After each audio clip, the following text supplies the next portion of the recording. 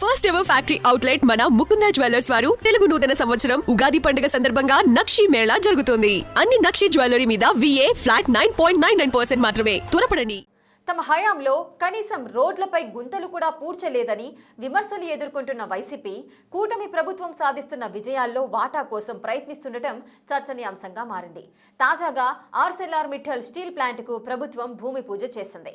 Anantapuram RDT సేవలను అంతరాయం లేకుండా కొనసాగించేందుకు కేంద్రం నుంచి అనుమతులు సాధించింది. అంతకుముందు వైజాగ్లో ఇనార్బిట్ మాల్ ప్రారంభోత్సవం జరిగింది. కూటమి ప్రభుత్వం సాధిస్తున్న ప్రగతి స్పష్టంగా కనిపిస్తుండటంతో వైసీపీ నేతలు క్రెడిట్ వార్ మొదలు పెడుతున్నారు. సొంత మీడియాలో ప్రభుత్వ సొమ్ముతో సీఎం ఫోటోతో ఫస్ట్ పేజ్ యాడ్ వేసి మరీ ప్రభుత్వ విజయాలన్నీ తమ ఖాతాలో వేసుకోవడానికి వారు అంతలా తాపత్రయపడుతుండటం చూస్తూ అందరూ ఆశ్చర్యపోతున్నారు.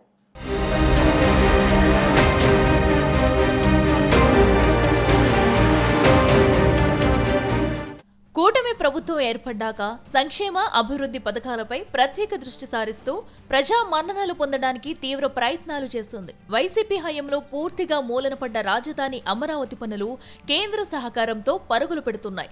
ప్రజల మౌలిక వసతులు, రోడ్ల అభివృద్ధి పనులు, విశాఖ రైల్వే జోన్ ఏర్పాటు వంటి అభివృద్ధి శరవేగంతో సాగుతుంది. ఇక తాజాగా అనకాపల్లి జిల్లా నక్కపల్లి మండలం రాజయ్యపేటలో విశాఖ ఉక్కు కంటే అతిపెద్ద ప్లాంట్కు భూమి పూజ, వైజాగ్లో ప్రారంభమైన ఇనార్బిట్ మాల్, అనంతపురం RTT సేవలు పునరుద్ధరించడం వంటి రాష్ట్ర ప్రగతికి సంబంధించిన అంశాలు చకచకా జరిగిపోతున్నాయి.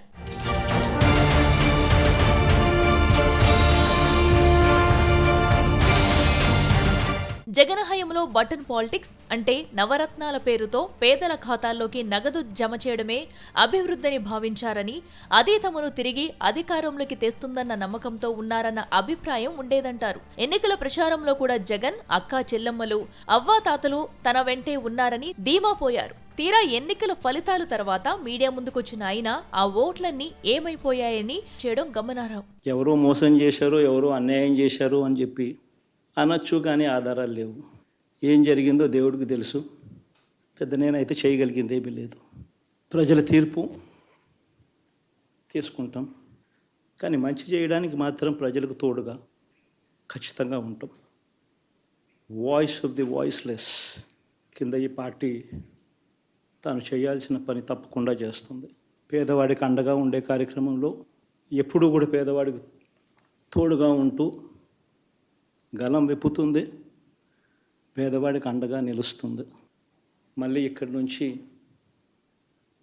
గుండె ధైర్యంతో నిలబడి మళ్ళీ లేస్తాం.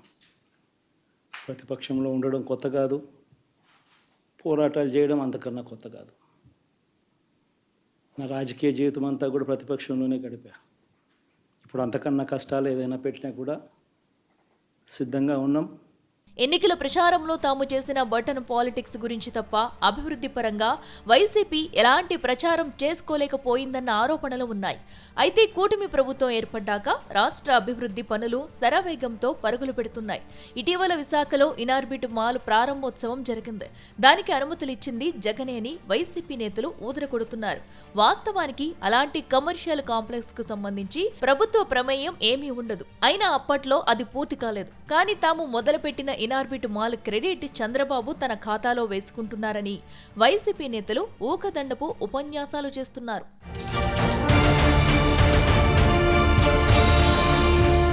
తాజాగా అనకాపల్లి జిల్లా నక్కపల్లి మండలం రాజయ్యపేటలో విశాఖ ఉక్కు కంటే అతిపెద్ద ప్లాంట్కు భూమి పూజ జరిగింది. సీఎం చంద్రబాబు సహా రాష్ట్ర ప్రభుత్వ ముఖ్యులు లోకేష్ వంటి వారు, కేంద్ర మంత్రులు అందులో పాల్గొని చంద్రబాబు పాలన దక్షతని కొనియాడారు.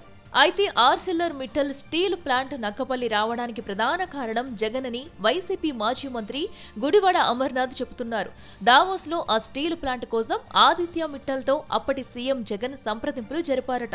గ్రీన్కో ప్రాజెక్టుతో పాటు స్టీల్ ప్లాంట్ను రాష్ట్రంలో పెట్టాలని జగన్ కోరారని గుడివాడ బల్లగుద్ది మరీ చెబుతున్నారు. ఆర్సెల్ఆర్ మిట్టల్ నిప్పాన్ స్టీల్ అనేటువంటి సంస్థని ఈ రాష్ట్రానికి తీసుకురావడానికి, ఆ సంస్థ ఈ రాష్ట్రంలో వచ్చి పెట్టుబడులు పెట్టడానికి, దానికి ఆజ్యం పోసింది, పునాదులు వేసింది 2022 సంవత్సరంలో అప్పటి ముఖ్యమంత్రిగా ఉన్నటువంటి వైఎస్ జగన్మోహన్ రెడ్డి గారు అనేటువంటి విషయాన్ని ఒకసారి ఈ సందర్భంగా గుర్తు చేసుకోమని చెప్పి కోరుతా ఉన్నా.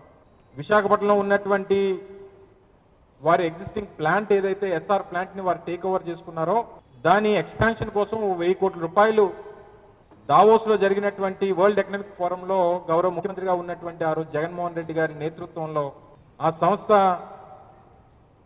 చైర్మన్ అయినటువంటి లక్ష్మీ మిట్టల్ గారి కొడుకు ఆదిత్య మిట్టల్ గారితో సమావేశమై వారితో ఒప్పందం చేసుకుని పెట్టుబడితో పాటు ఒక కొత్త స్టీల్ ప్లాంట్ను కూడా ఆంధ్రప్రదేశ్ రాష్ట్రంలో ఏర్పాటు చేస్తే బాగుంటుంది అన్నటువంటి మాట ఆ రోజు వారితో మాట్లాడినటువంటి సందర్భాన్ని మీ ద్వారా ప్రజలందరూ కూడా తెలియజేస్తా ఉన్నా.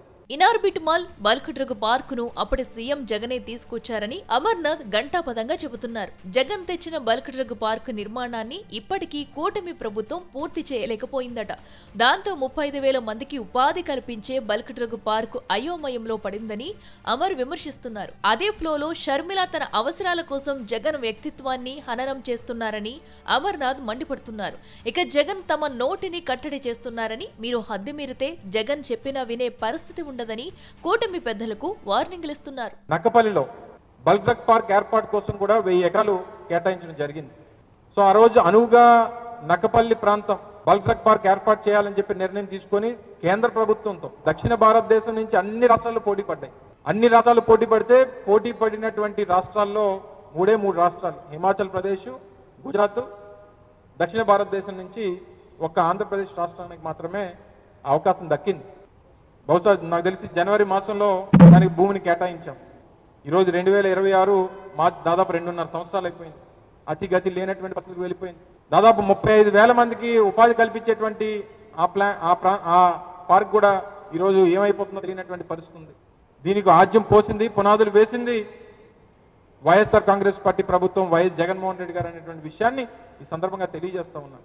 మొత్తానికి ఆర్సిల్లర్ మిట్టల్ స్టీల్ ప్లాంట్ నక్కపల్లి రావడానికి ప్రధాన కారణం వైఎస్ జగన్ అంటుంది వైసీపీ.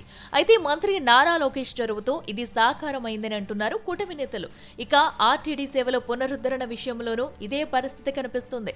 అనంతపురం ప్రజల గుండె చప్పుడు ఆర్టీడీకి అనంతపురం జిల్లా వైసీపీ నేతలు అవిశ్రాంత పోరాటంతో లైన్ క్లియర్ అయిందని వైసీపీ నేతలు అంటున్నారు. తాము అధికారంలో ఉన్నప్పుడు కనీసం ప్రస్తావించని వైసీపీ నేతలు ఇప్పుడు క్రెడిట్ కోసం పాకులాడుతుండటం హాట్ టాపిక్ గా మారింది. వారి వాదనే నిజమైతే అవన్నీ ముందే ఎందుకు చెప్పుకోలేకపోయారన్న విమర్శలు వెలువెత్తుతున్నాయి.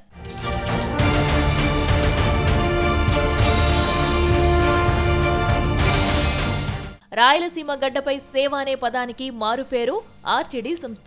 గత 50 ఏళ్లుగా ఉమ్మడి అనంతపురం జిల్లాలోని బడుగు బలహీన వర్గాల ప్రజలకు ఈ సంస్థ ఒక ఆపద్ బాంధవిలా నిలుస్తుందని బీసీ సంక్షేమం, చేనేత, జౌళి శాఖ మంత్రి సవిత అంటున్నారు. స్పెయిన్ నుంచి వచ్చిన విన్సెంట్ ఫెర్రర్, ఆన్ ఫెర్రర్ దంపతులు ఇక్కడ వెనుకబడిన ప్రాంతాలను చూసి చలించి మన ప్రజల కోసం విద్య, వైద్యం, క్రీడలు, వ్యవసాయం, గృహ నిర్మాణ రంగాల్లో వారు అనేక సేవలు చేశారని అన్నారు.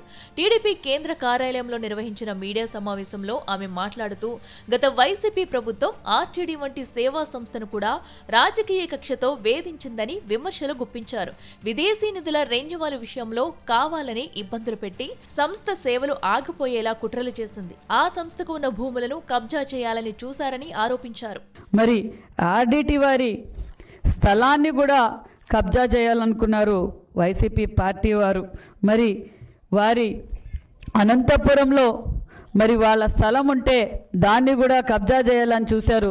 మరి జూన్ 15, 2021లో అనంతపురం నగర శివారులో ఉన్న రుద్రంపేట సర్వే నంబర్ 106లో ఆర్డీటీకి కేటాయించిన సుమారుగా 4.20 సెంట్లు భూమిని వెనక్కి లాక్కోవాలని వైసీపీ పార్టీ ట్రై చేసింది.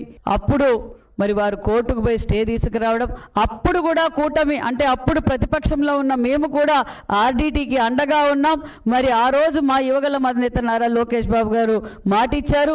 ఈ రోజు ఆస్తుల్ని కాపాడిన వ్యక్తి కూడా యువగల అధినేత నారా లోకేష్ బాబు గారు అన్న విషయం తెలియజేస్తున్నాం. మొత్తానికి వైసీపీ ప్రారంభించిన ఈ క్రెడిట్ వార్ పెద్ద రచ్చ రేపుతుంది ఇప్పుడు.